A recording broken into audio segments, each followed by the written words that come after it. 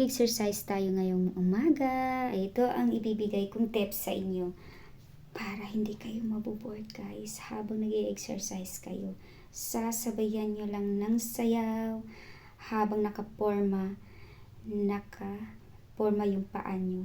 Paano kayo mag-exercise, diba? Sasabayan nyo lang ng sayaw para hindi kayo maboboard at mapapagod. Ayan, kailangan natin mag-i-exercise guys, kahit once a week, diba? Kasi para naman mapuporma yung katawan natin guys, ayan. At ilabas yung mga toxin dyan sa ating katawan, ayan. Diba? Kasi ako, sinasabi ko,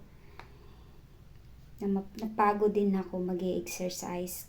Kasi ang dami kong gawain sa bahay guys eh.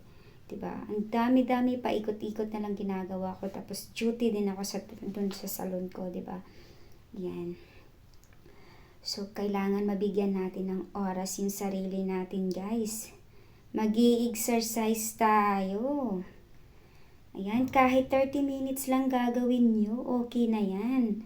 Diba? Kasi ganito lang ang ginagawa ko, guys, tuwing umaga. Ito, nakafocus ako dito sa tiyan, dito, tsaka puwet, tsaka dito. Yan. Yun ang kailangan natin.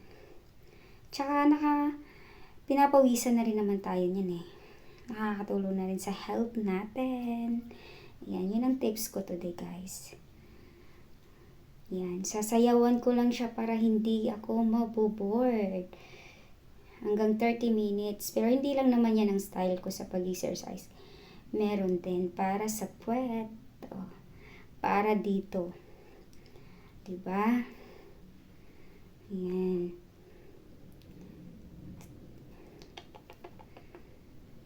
Ayan. Kahit gaganyan lang kayo guys, titigas yung nandito nyo sa tiyan. Ayan, nagmamuscle siya. Diba? Kaya, gawin nyo na. Kung magkaroon kayo ng oras, hindi pwedeng pabayaan natin yung sarili guys. Diba?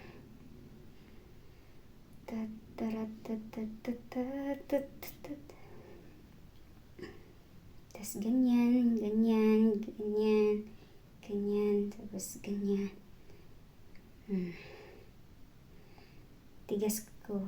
Thank you for watching guys. Yun lang ang isi-share ko sa inyo today.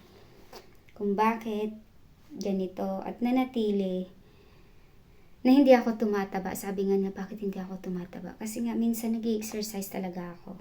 Nag-i-exercise